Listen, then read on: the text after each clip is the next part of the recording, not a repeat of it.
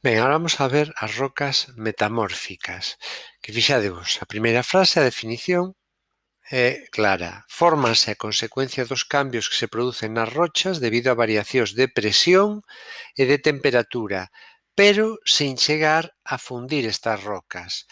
Se as rocas que xa hai na Terra, na superficie da Terra, se funden, forman magma, e a partir do magma se formaría unha roca magmática. Pero se unha roca que está na superficie da Terra se somete a presión ou a temperatura moi alta, sin chegar a fundila, cando se solidifique, vai dar lugar a unha roca metamórfica.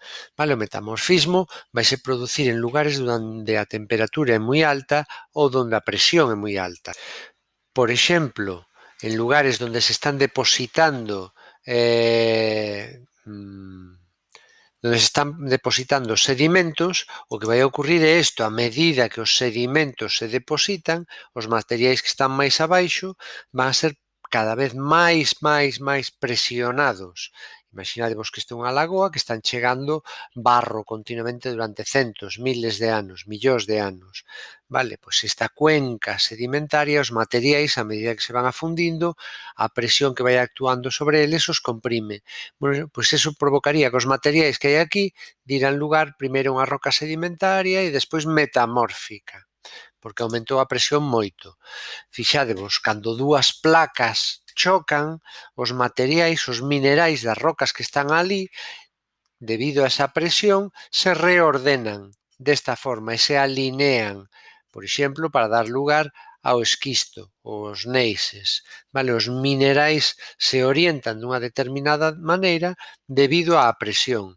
Estes materiais poden presionarse e dar lugar a estructuras deste tipo. Fixadevos, isto é unha roca metamórfica que se formou da seguinte maneira: a partir dunhas rocas que existían, sufriu un aumento de presión dunha determinada maneira e os materiais se plegaron desta forma para dar lugar a esta roca.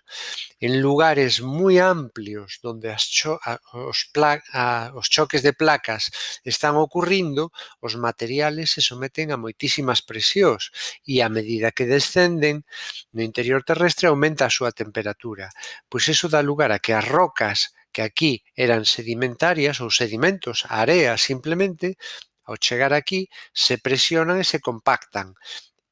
A medida que descenden aumenta a temperatura, aumenta a presión, bueno, pois unhas rocas se acaban transformando noutras.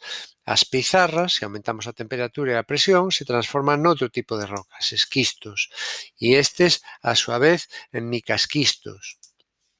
E así sucesivamente, e en neises, vale? Porque aquí aumenta moito a presión e a temperatura.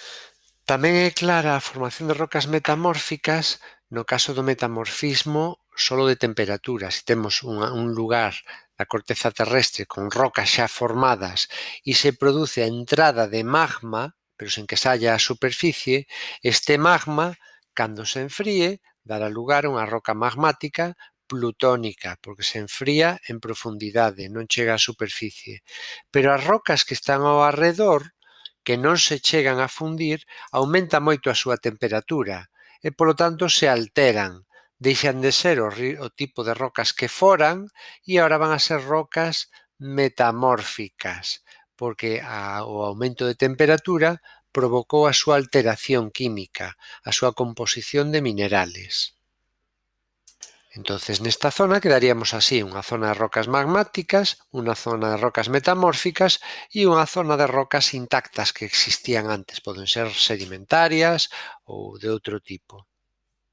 E isto é no que consiste o metamorfismo, e as rocas metamórficas se forman cando grandes presións e temperaturas afectan as rocas xa existentes, sin chegar a fundilas. E poden ser foliadas, se presentan estas líneas, ou non foliadas, como o mármol. Se pensades na pizarra, por exemplo, esta é a típica imaxe da pizarra e esta é a estructura foliada, que parece que está formada por láminas, por follas, como un libro. Eso é a estructura foliada. Hai rocas metamórficas que teñen esta estructura foliada e outras que non, como o mármol.